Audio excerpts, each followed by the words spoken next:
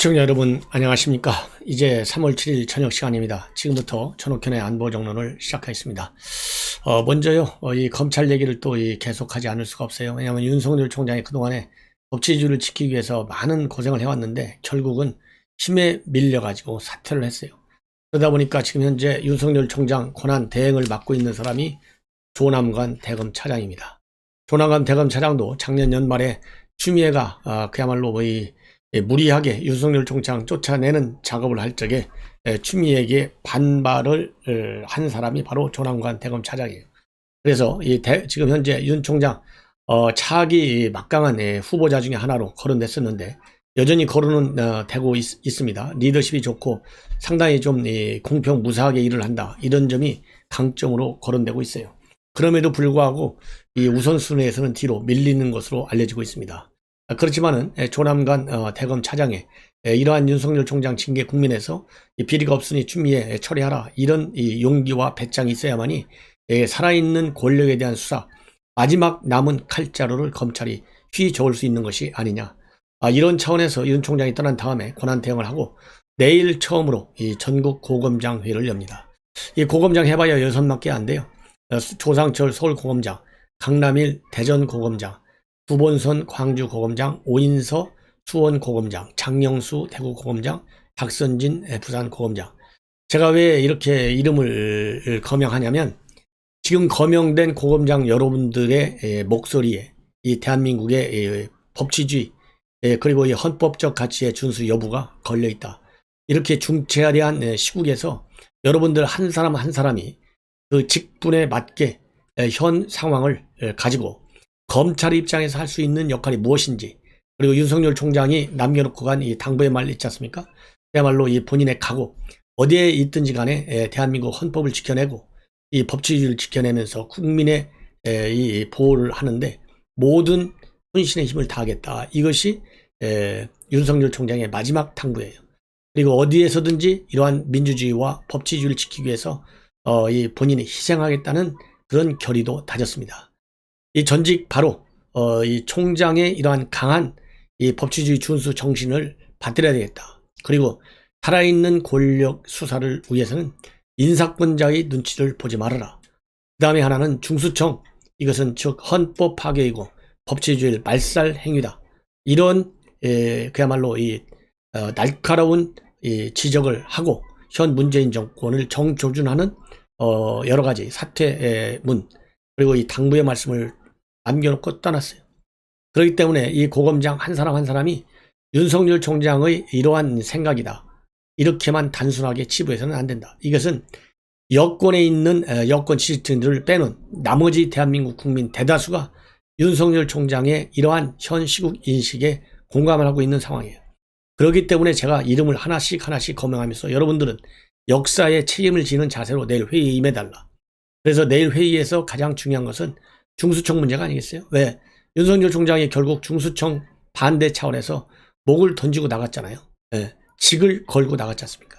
그렇기 때문에 이 직을 걸고 나간 윤석열 총장의 그런 이 법치주의 강한 의지, 이것을 받드는 것만이 나와 살 길이다, 이렇게 생각을 하고, 지금 언론 보도를 보면 이 검찰 내부 의견 이 수렴 중수청과 관련해서 지금 수렴하고 있잖아요. 거기에 앞서서 내일 이 회의 결과를 발표할 것이냐 안 할 것이냐, 이것이 지금 언론의 관심사항인데요. 제가 보기에는 이 조남관 차장 지금 현재 차기 총장 후보 물망에 올라가 있는데 그 자리를 가느냐 안 가느냐 보다도 더 중요한 것은 대한민국 법치주의와 헌법을 지켜내는 국민의 검찰로 다시 재탄생하느냐 안 하느냐가 더 중요한 역사적 미션이다. 그것이 저의 생각입니다. 따라서 내일 회의에서 나온 중수청과 관련된 얘기를 비롯한 살아있는 권력에 대한 수사, 대표적인 것이 지금 현재 김학의 사건, 그 다음에 월성 원전 사건, 그 다음에는 김학의 사건과 월성 원전 사건이 가장 현재 중요하잖아요. 더 중요한 것은 바로 울산시장 선거예요. 이 울산시장 선거와 관련된 문재인 대통령의 개입 의혹, 이 세 가지 사건에 대한 수사가 지금 각 지검에서 이루어지고 있잖아요.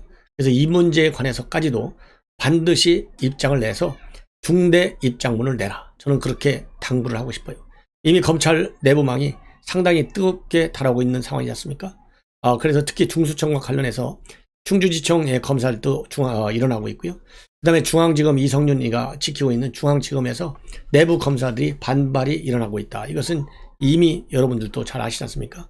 그래서 여기에 관해서는 내일 고검장 회의에 직급에 맞는 그러한 정말 내용면에서도 굉장히 법리적으로 충실하고 그 다음에 우리 국민의 분노를 담아낼 수 있는 그런 입장문, 중대 입장문을 반드시 발표하라. 그것만이 대한민국을 지킬 수 있는 여러분들이 마지막 길이다. 이렇게 저는 생각을 합니다. 그리고 내주가 되면은요, 박범계 뭐라고 그랬어요? 검찰총장 후보 추천위원회 속도를 내겠다. 그래서 내주 중에 후보 추천위원회 구성이 될 것이다. 라는 전망이 이루어지고 있어요. 이 후보 추천위원은 9명으로 구성되는데 당연직 5명에 비당연직 4명. 그래서 당연직은 법원행정처 차장과 대한변협회장, 그 다음에 법학전문대학원 협의회 이사장, 그 다음에 한국법학교수 회장, 그리고 법무부 검찰국장이 당연직이고, 그리고 비당연직은 4명인데요. 검사장급 출신 1명하고 학식과 동명을 갖춘 비변호사 출신 3명으로 구성이 되는데 그 중에 1명은 반드시 여성이어야 합니다. 자, 그런데 과거 사례를 보면 이 후보 추천이 구성하는 것도 상황에 따라서 한 3주 정도에서부터 시작해갖고 50일까지 걸린 그런 관례가 있어요. 그런데 이번에는 지금 현재 우선 4.7 재보궐선거가 있고 그리고 7월에 공식적으로 본래 후임 총장이 나와야 되지 않습니까? 그래서 좀 미리 땡겨서 이 공백이 생긴 거예요. 그러다 보니까 더군다나 박범계가 장관 취임한 지 얼마 되지 않습니다. 그래서 장관의 리더십을 확보하고 이 장관의 말하자면 리더십의 누수 현상이 생기지 않도록 하기 위해서 상당히 빠르게 추진이 될 것 같아요. 그래서 내일 더군다나 또 마침 이 권력기관 개편과 관련된 대통령 주재 회의가 있습니다. 이 회의를 통해서도 이 문재인 대통령이 검찰총장 임명과 관련해서 의중을 드러낼 가능성이 클 것이다 라는 보도까지 나오고 있어요. 그래서 어쨌든지 간에 내일부터 이제 본격적으로 후보 추천 작업이 이루어지게 되는 이 절차적인 절차가 착수되는 그런 상황에 있습니다.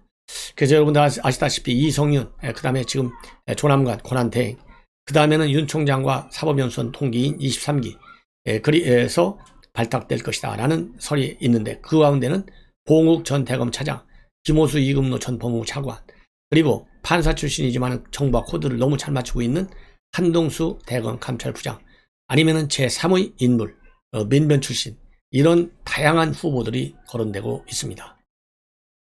자, 그렇다고 한다면 우선 이 이성윤에 관해서 한마디 말씀을 드리겠는데요. 이성윤의 이 음모가 탄로가 났어요. 뭐냐면 3월 4일 날 전격적으로 사표가 수리가 됐고 사표를 냈고 그 다음에 3월 5일 날 면직 처리 재가가 났어요. 공식적으로. 그런데 3월 5일 날 무슨 일이 있었냐면 MBC 단독 보도가 있었습니다. 단독 보도의 핵심은 윤 총장 부인 김건희 씨가 곧 검찰에 소환된다는 얘기예요. 여러분들 잘 아시다시피 추미애 때부터 시작해가지고 이 김건희 부인과 그 다음에 장모에 대한 수사가 중앙지검에서 반복적으로 이루어지고 있지 않습니까? 그런데 이 김건희 씨 소환 조사는 왜 이거는 이성윤이가 이것을 이런 음모를 왜 꾸몄느냐? 이성윤이가 꾸몄다라고 하는 것이 지금 현재 이 그럴듯한 설로 굳어져 가고 있어요. 왜 그러면 이렇겠느냐? 바로 윤석열 총장이 이제 그만두고 나가니까 결국 윤석열 총장도 제대로 법적으로 책임을 져야 되는데 그 1차적인 관문이 부인과 관련된 것이다. 그렇다고 한다면 여러분들 기억나시는지 모르겠는데요. 이 부인과 관련해서 작년에 이 부인 코바나 이 컨텐츠하고 그 다음에 협찬한 그 회사들 이 통째로 구속영장을 청구했는데 법원에서 통째로 기각당하는 그야말로 수모를 당한 인물이 바로 이성윤이에요. 그렇게 되니까 당시 작년 10월 달이 11월이죠. 그때 무슨 또 일을 벌였느냐. 이 통째로 영장이 기각된 이 망신을 당했잖아요. 그걸 커버하기 위해서 별도로 이 과세 자료를 확보하기 위해서 영장 청구를 합니다. 압수수색. 그것은 쉽게 영장을 받았어요. 그래서 이제 김건희 부인과 관련된 수사가 이 전시 코바나 콘텐츠의 협찬 후원과 관련된 의혹 사건에서 출발해서 별건 수사로 들어가는 것이 아니냐라는 의혹을 받았어요. 그런데 이번에 이 코바나 콘텐츠 작년 10월부터 대검 지휘 없이 서울중앙이 독자적으로 수사하고 있어요. 왜냐하면 추미애가 바로 수사지휘권을 발동했거든요. 그래서 윤석열 총장의 지휘가 배제되고 이성윤이가 지휘하고 있는데, 이성윤은 이것을 중앙지검에 있는 반부패 수사 2부 옛날 특수부에 배당을 했습니다. 정유한 부장검사인데, 그런데 그 당시에 정 부장검사가 못 받겠다 이렇게 버텨가지고 내분까지 일어났다는 그런 설들이 있고요. 그 이후에도 이성윤이의 압박에 의해서 압박을 받고 있지만은 이 수사팀에서는 문제될 것이 없다, 이렇게 해서 이견이 노출되고 있다는 내용까지도 언론에 보도되고 있어요. 그러다 보니까 이제 다시 MBC에서 기획 보도를 해가지고 이 김건희를 소환 조사한다 이렇게 얘기를 했는데요. 이 MBC 이렇게 보도하니까 이성윤 중앙지검장에서는 곧바로 아니다, 사실이 아니다라는 전면 부인하는 해프닝이 벌어지기까지 했어요. 네. 그래서 이 검찰 안팎에서 이걸 가지고 이 이성윤이가 윤 총장 사퇴하자마자 곧바로 부인권을 건들려 가지고 윤 총장을 노리는구나, 이런 뒷말이 나오고, 이것이 이성윤이 하나의 음모로 볼 수밖에 없는 지금 상황이 전개되고 있습니다. 더군다나 제가 보기에는요, 이 이성윤이 차기 총장 1순위에 올라와 있지 않습니까? 그러다 보니까 더더욱이 충성 차원에서 이렇게 윤석열 부인권을 건드리고 있는 것이 아닌가 하는 의혹을 떠들어버릴 수 없는 상황이다. 자, 이제는요, 또 윤석열 총장과 관련된 사건이 하나 또 있어요. 그러니까 중앙지검장 이성윤은 부인권을 가지고서 윤석열을 건드리려고 하는 것이고, 그리고 박범계는 또 뭘 가지고 윤석열을 건드리려고 하느냐, 바로 이문정 건입니다. 이문정 건은 결국 뭐냐면 이 한명숙 총리에 대한 이 금품 수수 의혹과 관련된 수사에 있어서 수사팀이 위증을 강요했다, 그래서 모해 위증죄, 이것을 수사를 하는 건데요. 이 건과 관련해서는 3월 5일 날, 즉 윤석열 총장이 떠나자마자 바로 다음 날 대검에서 이 회의를 해가지고 불기소 처분하는 걸로 결론을 냈어요. 불기소 처분을 하니까 이 박범계 입장에서는 이 사건을 제대로 수사하기 위해서 대검 감찰부 연구원에 있는 이문정인을 갖다가 겸임 수사 발령을 냈지 않습니까? 중앙지검에. 그래서 이것 좀 수사하려고 했는데 대검에서 바로 불기소 처분했어요. 따라서 박범계 입장에서는 이러한 대검의 조치가 불만족스러울 밖에 없어요. 그리고 이문정이도 이러한 대검의 조치에 대해서 강력히 반발하고 있습니다. 따라서 지금 언론 보도를 보면 이 박범계가 이러한 대검의 조치와 관련해서 별도로 지금 현재 이 한명숙 사건 모해 위증 교사 혐의에 관해서 전반적으로 전부 다시 재검토하고 있다. 따라서 박 장관이 이 사건을 재배당하거나 아니면 수사지휘권을 발동하는 것 아니냐, 그럴 경우에는 법무부와 대검 간의 갈등이 또 한 번 폭발할 수 있다라는 전망이 나오고 있습니다. 그리고 윤석열 총장은 이 한명숙 사건과 관련해서 이문정이가 수사하고 싶었지만 수사하지 못하도록 감찰 3과장한테 전권을 부여했어요. 이런 점에서도 이 감찰 3과장한테 주면서 이문정이를 배제한 것에 대해서 이문정이가 엄청 불만을 표명하는 배부 활동을 하고 있고, 아까 말씀드린 대로 이걸 수사하기 위해서 이 박범계는 겸임 검사 발령까지 냈는데 대검이 이것을 무혐의 처리, 불기소 처분하니까 박범계가 말하자면 열받은 거예요. 그래서 지금 현재 이 수사지휘권을 행사하는 문제까지도 검토하고 있다는 보도가 나오고 있어요. 그리고 이 한명숙 사건, 이 사건과 관련해서는 공수처에도 이첩이 됐는데, 공수처에서는 다시 대검에서 수사하도록 사건을 넘겼습니다. 자, 그래서 이제 앞으로 박범계와 대검 조남관 차장과의 이 갈등이 다시 한번 이 검찰과 법무부 장관과의 갈등으로 비화되는 것이 아니냐 하는 그런 전망들이 나오고 있습니다. 자, 이제는요, 이 LH 사건과 관련해서 윤석열 총장이 오늘 아침에 전격적으로 조선일보와 인터뷰를 가졌어요. 그래서 LH 사건과 관련된 수사 철저히 해라, 이런 부정부패는 금방 내 전염이 되기 때문에 이런 것을 막는 것은 국가의 책무다. 그리고 LH 사건을 성격 정의를 뭐라고 하고 있냐면 공적 정보를 도둑질해서 저지른 범죄다. 그래서 이것은 망국 범죄이기 때문에 국가기관이 나서서, 즉 검찰이 나서서 대대적으로 수사를 해야 된다. 왜냐하면 우리 국민들이 이러한 불공정과 부정부패에 대해서 얼마나 지금 분노하고 있겠느냐, 이런 입장을 내놨는데요.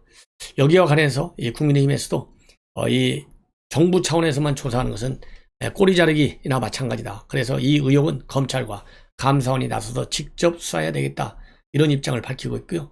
민변과 참여연대도 이 LH 비리 의혹과 관련해서는 강제 수사하라, 이런 성명을 오늘 오후에 발표했어요. 그래서 여전히 수상적인 이런 이 조사보다는 구체적이고 근본적인 조사를 통해서 대책을 마련해야 된다. 봐주기식 축소, 소극 수사가 지금 이루어지는 것이 아니라는 의구심이 굉장히 크다. 그래서 정부의 합동조사단 조사와 별개로 수사기관의 강제 수사나 감사원의 감사가 병행되어야 되겠다. 그리고 또 하나, 이 현재 토지주택과 관련한 공공기관의 경우에는 일정 범위 내에서 임직원들의 부동산 거래 자체를 제한하는 방식의 입법도 적극 검토해야 된다. 이렇게 지금 강력히 반발하고 나서고 있어요. 그리고 민주당의 조홍천 의원, 미스터 쓴소리라고 볼 수 있는데요. 조홍천 의원은 이 LH 사건과 관련해서 현행 검경 수사권 조정으로 인해서 이 사건에 대해서 검찰이 직접 수사하기는 굉장히 어렵다. 왜냐하면 이 검경 수사권 조정 때문에 검사가 수사를 개시할 수 있는 범죄는 굉장히 명확하게 한정적으로 규정하고 있다. 그래서 이 규정된 6개 한정 범죄 이외의 범죄는 검찰에 직접 수사권을 행사할 수 없어서 경찰이 수사할 수밖에 없다. 이런 지금 입장을 보여주고 있습니다. 그래서 이번에 이제 법적인 문제점이 어디에 있는지 면밀히 검토할 때가 된 것이 아니냐, 이런 생각이 듭니다.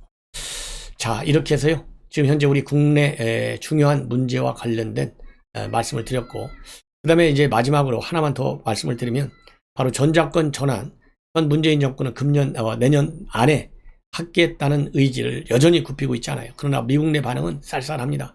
그래서 이 미국 내 여러 가지 반응으로 볼 때는 결국은 임기 내 전작권 전환은 사실상 무산됐다. 왜냐하면 결론적으로 얘기한다면은 이 국방부 최근에 국방부 차관 지명자입니다. 콜린 칼비 국방부 정책 차관 지명자가 4일날 상원 군사위원회 인준 청문회에서 뭐라고 얘기했냐면요. 전작권 전환과 관련해서 우리는 지름길로 갈 수 없다.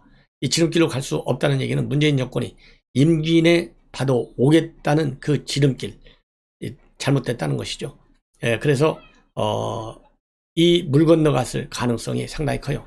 그렇기 때문에 이 문재인 정권도 이것을 알고 있기 때문에 목표를 문 대통령 임기 내 전작권 전환을 해온다, 완료시킨다. 여기에서 올해를 금년도를 전환 연도를 확정하는 해로 바꾼다는 그런 얘기까지 나오고 있습니다.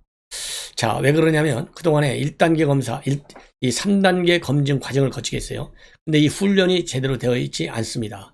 1단계 2019년에 있었는데 그 당시에는 기본 운영 능력을 검증했고 2단계가 완전 운영 능력 검증이에요. 근데 작년에 하려다가 이것도 제대로 못했어요.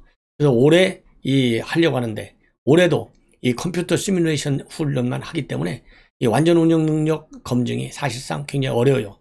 후반기 가야만 하게 돼 있거든요. 그런 문제가 있고, 그 다음에는 또 세 번째 단계가 뭐냐면 완전 임무 수행 능력 단계입니다. FMC 단계. 최종 3단계를 하는데 전작권 전환 연도를 내년으로 정한다는 것은 이렇게 물리적으로 불가능하다는 것이죠. 그렇기 때문에 전환 연도를 딱 내년까지로 설정해 놓고 밀어붙였던 문재인 정권에는 큰 타격이 되겠지만은 저와 같이 이 외교안보 문제에 관해서 이 전작권 조기 전환은 맞지 않다. 왜냐하면 미중 간에 지금 패권 경쟁이 이루어지고 있잖아요. 미중 간의 협력적 국제 관계가 이루어진다 하더라도 훈련을 통해서 3단계 검증이 끝나지 않았기 때문에 내년도까지 전작권 전환을 이루기가 상당히 어려운데, 이 미중 간의 이 패권 경쟁으로 인해서 한반도는 물론이고 동북아, 아시아 전역에 걸친 이 안보 상황이 상당히 유동성이 크고 불안한 국면이에요. 그런 측면에서도 전작권의 조기 전환은 마땅치 않다는 것이 저의 결론입니다. 시청자 여러분, 이것으로 제 저녁 방송을 마치고 또 이어서 중요한 뉴스로 여러분들께 찾아뵙도록 하겠습니다. 시청자 여러분들께서 많은 시청해 주시면 대단히 고맙겠습니다. 감사합니다.